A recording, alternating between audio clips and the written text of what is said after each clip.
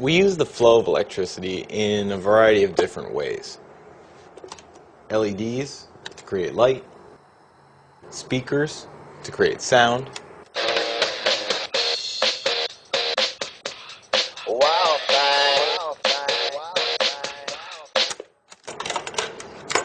and even motors to create motion. But what if we want to store an electrical charge, hold it in one place? Well, to do that, we'd use this, a capacitor.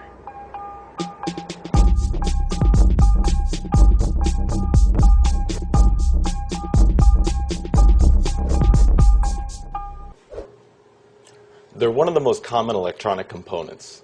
Capacitors, or caps for short, store electrical energy, and this can be very handy in everything from power supplies to noise filter circuits.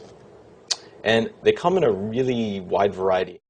Just to name a few, there is the classic ceramic disc capacitor, the handsome polyfilm cap, and of course the cylindrical tower of power, the electrolytic capacitor.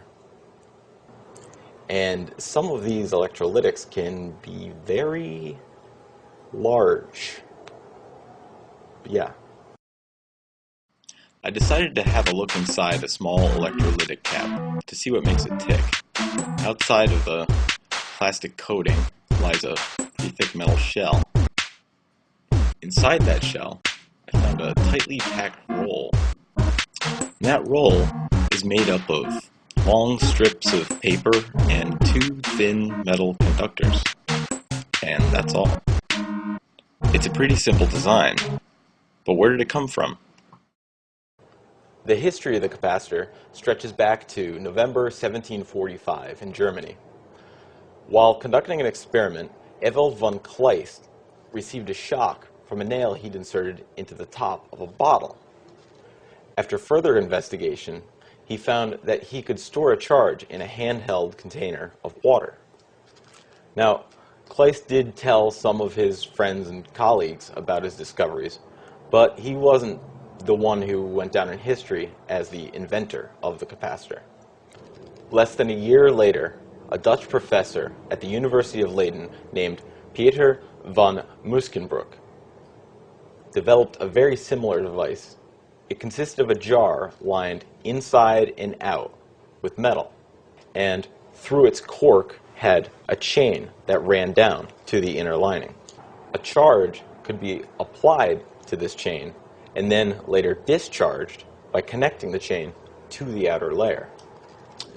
Muskenbroek's device became known as a Leyden jar, which is a basic capacitor.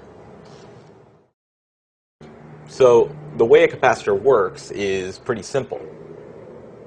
And it might make you think, gee, can't we make one? We can, and we will. To make my own Leyden jar, I used a plastic film canister. You could probably also use a pill bottle or similar plastic container. Some paste, tape is good too. Some basic wire, I used stranded 2 pieces. And some aluminum foil. First, I cut 3 pieces of foil, 1.5 by 4 1/4 inches, thoroughly pasted one side. Rolled one onto the outside of the canister, nice and smooth, and then carefully inserted another inside, smoothing it with my thumb. Then I stripped the wire and taped it to the inner foil. Cut a hole in the lid for our wire to go out, and made sure it fit all right. Then I fixed another wire to the outside and wrapped the whole canister in tape. Once I had everything together, I made a connection from the outside conductor to ground on my faucet. An exposed water pipe would work too. I taped my wires down to make sure they didn't accidentally short while I was working. There are a lot of ways to generate static electricity. I decided to use a PVC pipe and a cotton rag. I connected the pipe to ground, and while rubbing the length with the rag, I let the center conductor rub against it, picking up a charge. Now, to discharge, I brought the two conductors slowly together right there. It made a little spark. Now, that little spark did demonstrate that a charge was held inside our capacitor, but I knew this setup could do better. I exposed a section of the center conductor and brought it close to our connection to ground. I taped them in place. Once the charge is strong enough, electrons should jump across this spark gap. And jump they do. Our little Leyden jar keeps working over and over and over. Well, as you can imagine, this caught on rather quickly in the scientific community.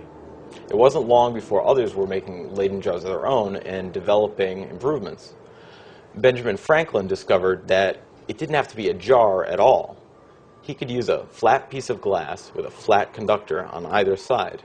And beyond that, English chemist Michael Faraday developed practical applications for the capacitor when he was looking for a way to store excess electricity from his experiments.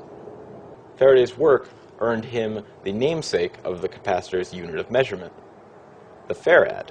A farad is very, very, very, very, very large.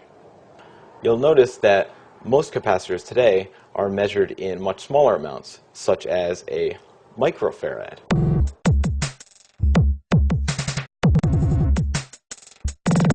For a simple way to demonstrate a capacitor charging, use a good old 9-volt, a 220 microfarad cap, an LED, and a resistor.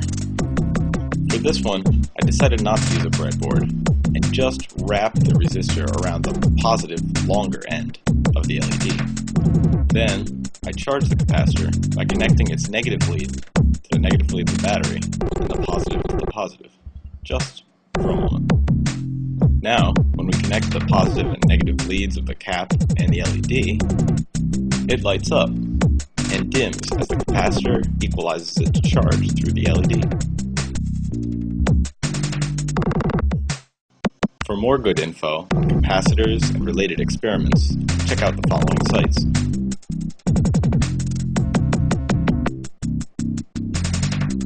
And for more projects using electronics and pretty much everything else, check out makescene.com. Thanks for watching.